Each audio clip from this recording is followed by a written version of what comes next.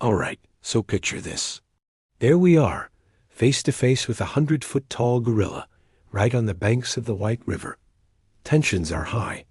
The National Guard is ready to roll in. But Merlin, he just gives us this calm little nod.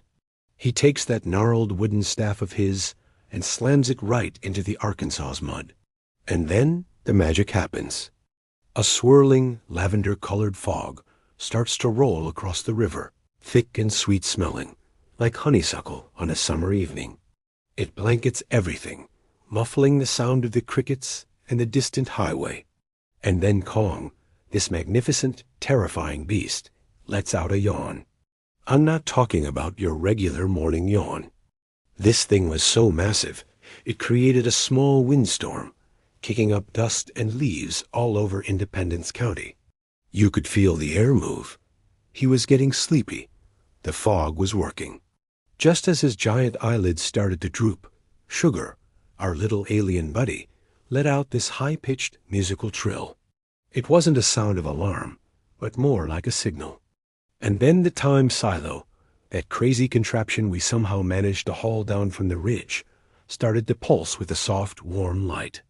It hummed, a deep, resonant sound that you felt in your bones. Instead of opening up into some kind of cage or prison, a shimmering portal appeared in the air right in front of Kong. It swirled with greens and blues, and you could smell rain and damp earth and tropical flowers pouring out of it.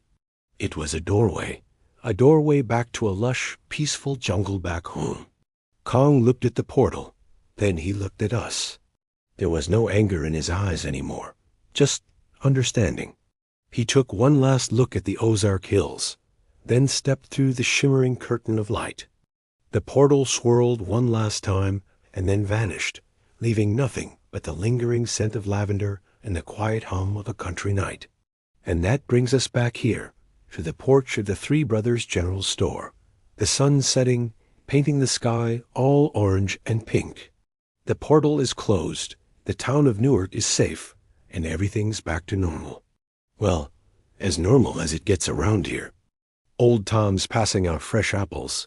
Rosemary finally has a chance to sit down and put her feet up. And Doc? He's over there dealing a hand of poker to the Black Knight, who I think is actually cheating.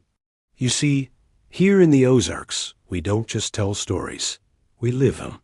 And if you ever find yourself driving through Newark and see a giant footprint down by the bridge, just smile. It was probably just a very big gorilla looking for a friend. Thanks for listening to our little tale.